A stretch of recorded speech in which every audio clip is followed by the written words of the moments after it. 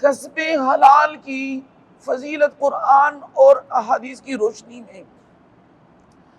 سامعین وقار، اللہ رب العزت سورۃ المومنون پارہ نمبر 18 میں فرماتا ہے، یا ایھا الرسل کلوا من الطیبات واعملوا صالحا۔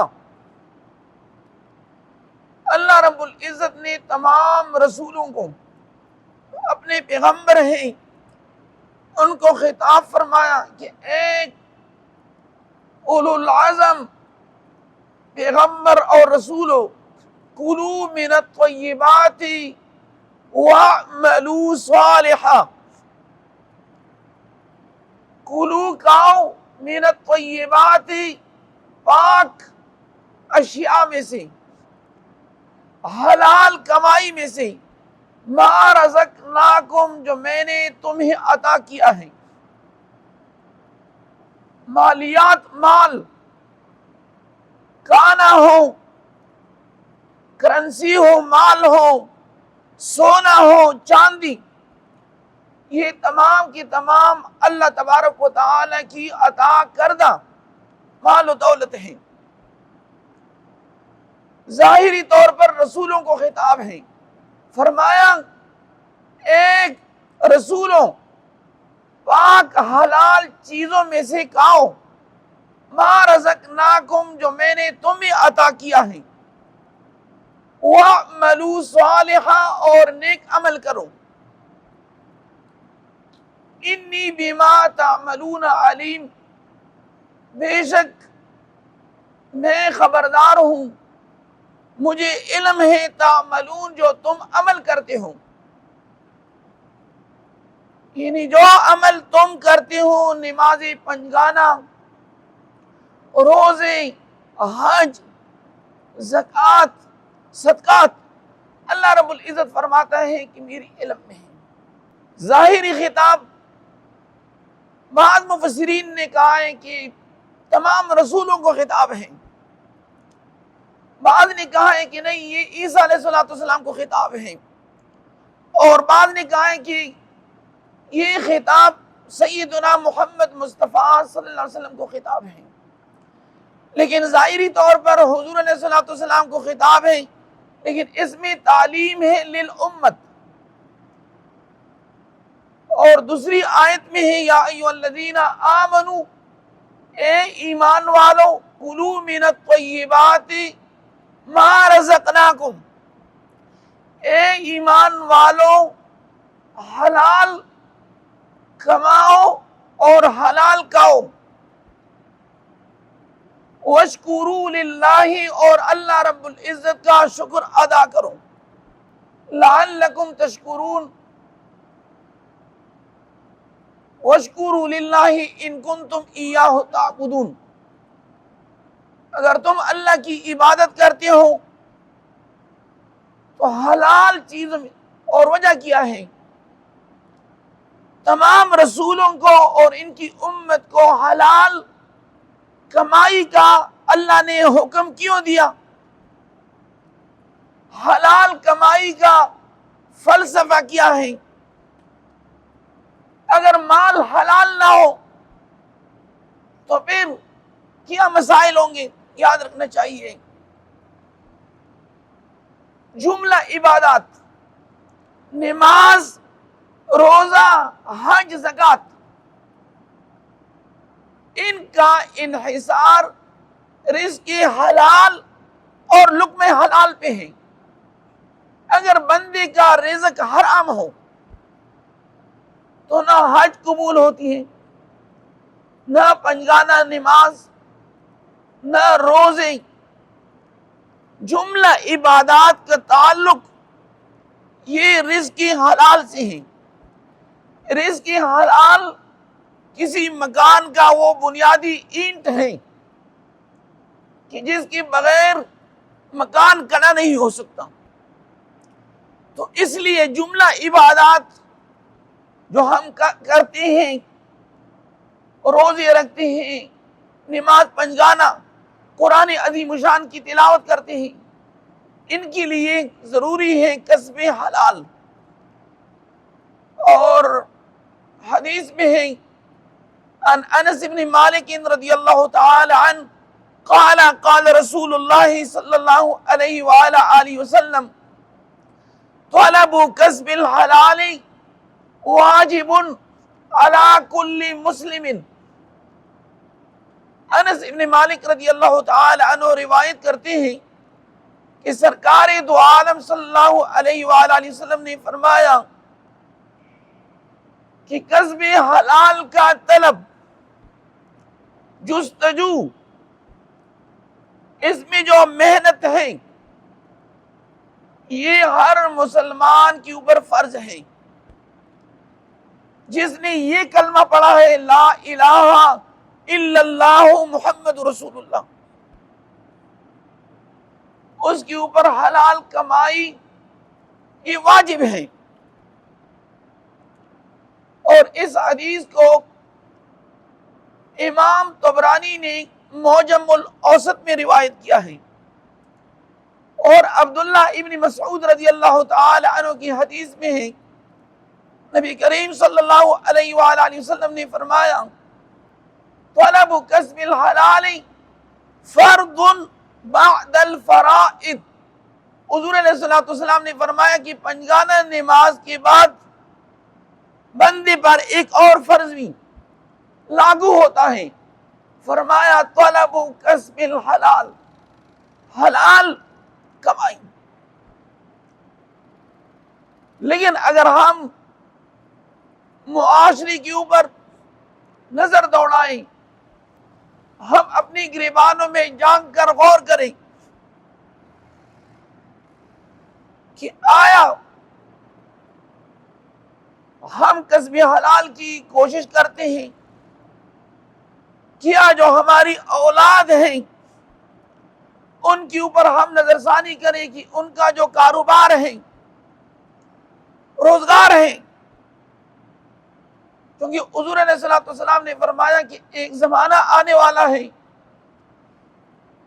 لوگ یہ نہیں دیکھیں گے کہ عمل حلال عمل حرام، کہ یہ حرام ہے یا یہ حلال ہے، لیکن لوگ یہ سوچیں گے کہ ہمارے پاس پیسہ آ جائے، کسی بھی طریقے سے ہو، حلال ذرائع سے ہو یا حرام سے ہو۔ حضور علیہ الصلوۃ والسلام نے فرمایا کہ یہ قرب قیامت لوگوں کا حال یہ ہوگا، مال و دولت کی جو ہوس ہے، جو لالچ ہے، وہ اس حد تک بڑھ جائے گی کہ لوگ یہ نہیں سوچیں گے، نہیں دیکھیں گے کہ میں حلال ذریعے سے کما رہا ہوں یا حرام سے، لیکن لوگ یہ کہیں گے کہ ہمارے پاس پیسہ آ جائے۔ سامعین وقار، ابو سعید خدری رضی اللہ تعالی عنہ روایت کرتے ہیں کہ سرکار دو عالم صلی اللہ علیہ وآلہ وسلم نے فرمایا کہ جو بندہ حلال کماتا ہے اور حلال کمائی سے اپنی بیوی بچوں کی دیکھ بھال کرتا ہے، ان کا جو کپڑا ہے، جوتا ہے، ان کی ضروریات وہ پورا کرتے ہیں، اس کے علاوہ مخلوق خدا جہاں پر یتیم ہیں، فقراء ہیں، بیوہ ہیں، مساکین ہیں، وہاں پر بھی وہ اپنی بساط کے مطابق وہ خرچ کرتے ہیں۔ سرکار دو عالم صلی اللہ علیہ وسلم نے فرمایا کہ بندہ اپنی اولاد پہ جو خرچ کرتے ہیں حلال، قیامت کے دن اس کا بھی ان کو اجر دیا جائے گا۔ چونکہ صحیح تربیت کے لیے اکثر لوگ شکایت کرتے ہیں کہ اولاد نافرمان ہے۔ آپ لوگوں نے دیکھا ہوگا، سنا ہوگا، یاد رکھنا چاہیے جہاں پر رشوت ہوتا ہے، جس محکمے کے اندر لوگ رشوت لیتے ہیں، سود ہے، تو آپ نے دیکھا ہوگا کہ وہ بڑے بڑے افسر ہوتے ہیں وقت کے، لیکن ان کی اولاد کا اگر آپ نے دیکھا ہوگا سوشل میڈیا، پرنٹ میڈیا، اخبار ہیں، وہ تو وقت کے بڑے افسر ہوتے ہیں، لیکن ان کی اولاد جو ہے وہ نافرمان ہوتی ہیں، والدین کو اپنی حیات میں ہی اولڈ ہاؤس میں شفٹ کر دیتے ہیں۔ تو لہذا کوئی بھی والد حرام کمائی کی کوشش نہ کریں۔ حرام کمانا تو ویسی بھی گناہ کبیرہ ہے، اللہ تبارک و تعالیٰ کی نافرمانی۔ اس لیے دوسری حدیث میں ہے، مقدام بن مادی کرب صحابی رسول ہیں، وہ روایت کرتے ہیں کہ سرکار دو عالم صلی اللہ علیہ وآلہ وسلم نے فرمایا کہ سب سے بہترین کمائی یہ ہاتھ کی کمائی ہے، سب سے بہترین کمائی یہ ہاتھ کی کمائی ہے، کہ بندہ اپنی ہاتھ کے ذریعے کمائے، محنت کریں، مزدوری کریں، مشقت کریں۔ اور حضور علیہ السلام نے فرمایا کہ انبیاء کرام میں سے حضرت داؤد علیہ السلام اپنی ہاتھ سے محنت کرتے، اس محنت کے ذریعے وہ کماتے، خود بھی کھاتے اور اپنی اہل والوں کو بھی کھلاتے۔ اس حدیث میں یہ ہے، حضور علیہ السلام نے فرمایا کہ داؤد علیہ السلام کا وہ زرے کا کام کرتے ہیں، صنعت، وہ زرے بناتے، اس کو فروخت کرتے اور اپنے ہاتھ سے ہی بناتے۔ حضور علیہ السلام نے فرمایا کہ سب سے بہترین کمائی بندی کا وہ کمائی ہے کہ وہ خود محنت کریں، خود کمائیں، خود بھی کھائیں، اپنی اہل و عیال کو کھلائیں۔ اور فرمایا کہ یہ سب سے بہترین رزق کا ذریعہ ہے اور سب سے زیادہ اجر و ثواب اس میں ہے۔ اور فرمایا کہ انبیاء کرام میں سے حضرت داؤد علیہ السلام اپنی ہی ہاتھ سے وہ محنت کرتے، مزدوری کرتے، مشقت کرتے، اس سے وہ کماتے، خود بھی کھاتے اور اپنی اہل والوں کو کھلاتے۔ سامعین وقار، ایک صحابی ہیں سعد ابن ابی وقاص رضی اللہ تعالی عنہ، وہ حضور علیہ السلام کی خدمت میں حاضر ہو گئے۔ فرمایا کہ یا رسول اللہ صلی اللہ علیہ وسلم، دعا کیجئے کہ میں مستجاب الدعوات بن جاؤں۔ مستجاب الدعوات کسے کہتے ہیں؟ مستجاب الدعوات کہتے ہیں صاحب گفت۔ صاحب گفت یہ ہوتا ہے کہ جو کہتا ہے اللہ ڈائریکٹ اس کو قبول فرماتا ہے، جو بھی وہ دعا کرتا ہے، سوال کرتے اللہ سے، اللہ اس کو قبول کرتا ہے۔ سعد ابن ابی وقاص بہت بڑے صحابی گزرے ہیں، انہوں نے تمنا ظاہر کی کہ اللہ کے حبیب میرے لیے دعا کیجئے کہ میں مستجاب الدعوات، کہ میں جو اللہ سے مانگوں، دعا کروں، طلب کروں، اللہ رب العزت میری دعا کو قبول کریں۔ حضور علیہ السلام نے فرمایا کہ اے سعد ابن ابی وقاص، اپنی لقمہ کو حلال کریں۔ اگر آپ چاہتے ہو کہ میری تمام عبادتیں قبول ہوں، نوافل ہیں، دعائیں ہیں، روزے ہیں، حج ہیں، زکوٰۃ ہیں، فرمایا کہ سعد ابن ابی وقاص اپنی کمائی کو حلال کرو، آپ مستجاب الدعوات بن جائیں گے۔ حضور علیہ السلام نے فرمایا کہ جس پیٹ میں حرام کا ایک لقمہ جائیں، کہ جس پیٹ میں حرام کا ایک لقمہ جائیں، حضور علیہ الصلوۃ والسلام نے فرمایا کہ 40 دن تک ان کی عبادت قبول نہیں ہوتی، 40 دن تک ان کی عبادت قبول نہیں ہوتی۔ اور فرمایا کہ جو گوشت، ہڈیاں، یعنی ایک خاندان ہے کہ ان کا کاروبار ہی حرام ہے،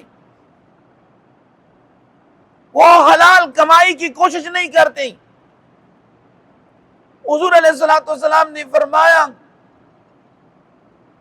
کہ جن کی ہڈیاں، گوشت پوست حرام سے بنا، حضور علیہ الصلوۃ والسلام نے فرمایا کہ یہ جہنم میں جائے گا، یعنی جہنم کے بغیر کوئی دوسرا راستہ نہیں ہے، یعنی ان کی سزا یہ ہے کہ انہوں نے جہنم میں جانا ہوگا۔ سامعین وقار، جس معاشرے کے اندر ہم زندگی گزار رہے ہیں، یعنی ہر طرف گناہ کی جو آلودگی ہے وہ پھیلی ہوئی ہے، ہر طرف گناہ ہی گناہ۔ تو شریعت نے بیان کیا ہے جس طرح ڈکیتی، چوری کرنا یہ حرام ہے، وَالسَّارِقُ وَالسَّارِقَةُ فَاقْطَعُوا أَيْدِيَهُمَا جَزَاءً بِمَا كَسَبَا نَكَالًا مِّنَ اللَّهِ وَاللَّهُ عَزِيزٌ حَكِيمٌ۔ شریعت نے اس لیے اس کا حکم دیا کہ ان کے ہاتھ پاؤں کو کاٹا جائے، یہ دنیاوی سزا ہے، لیکن اس کے ساتھ ساتھ